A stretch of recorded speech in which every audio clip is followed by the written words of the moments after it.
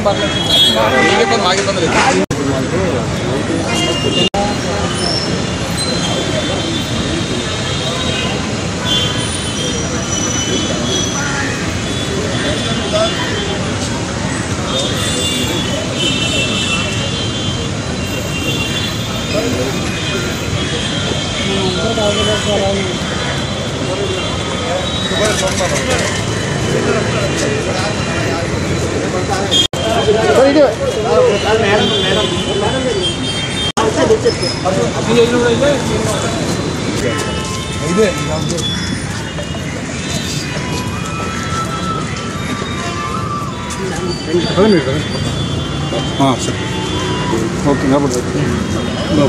ఒక్క విషయాన్ని మీరు గుర్తుంచుకోవాలి.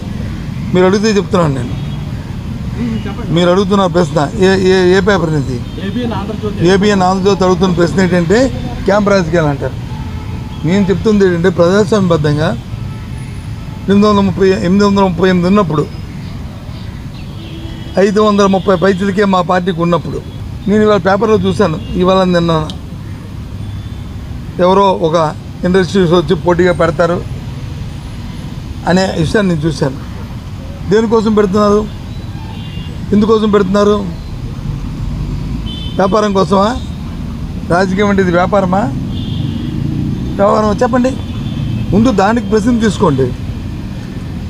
ముందు దయచేసి ఏబిఎన్ ఆంధ్రజ్యోతి మీ పెద్దల్ని మిమ్మల్ని అడుగుతుంది, సోదరుని అడుగుతుంది ఏంటంటే ముందు ఇంత అనైతికంగా అసలు పదార్థి లేకపోయినప్పటికీ పేపర్లో చూసి మాట్లాడుతున్నాను వచ్చింది ఎందుకు వచ్చిందని. నేనైతే ఊహించట్లేదు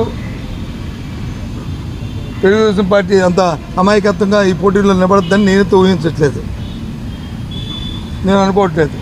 పెడితే మాత్రం అది ఒక దుశ్చర్యే, అంటే రాజకీయాలను వ్యాపార రీత్యా చూస్తున్నట్టు పరిస్థితి. కాబట్టి ఆ లైన్లో ఆలోచన చేయండి.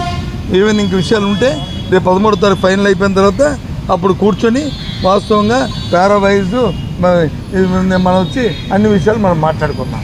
13 అయిన తర్వాత మన్నీ మాట్లాడుకుందాం, మాట్లాడుకుందాం. వాస్తవాలు ఏంటో మాట్లాడుకుందాం.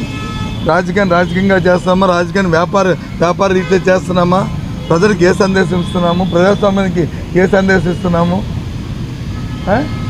ఈ ఉత్తరాంధ్ర ప్రజలకి ఏ విధమైన మెసేజ్ని మనం పంపిస్తాము రాజకీయ పార్టీలు అనేది 13 తర్వాత మాట్లాడతాం.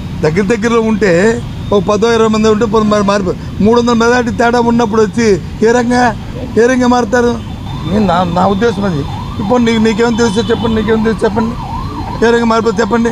ఏమి కొన్ని మా పార్టీ మీద, మా క్యాండిడేట్ మీద, లేదా మా పార్టీ ఎన్నికల్లో గెలకని ఇండిపెండెంట్ అయితే వాళ్ళు ఇష్టం. మా వాళ్ళు ఎందుకు? వాళ్ళందరూ చక్కగా ఉన్నారు. నేను అందరూ దగ్గర తిరిగాను, అందరూ మనతో మాట్లాడాను, వ్యక్తిగతంగా మాట్లాడాను.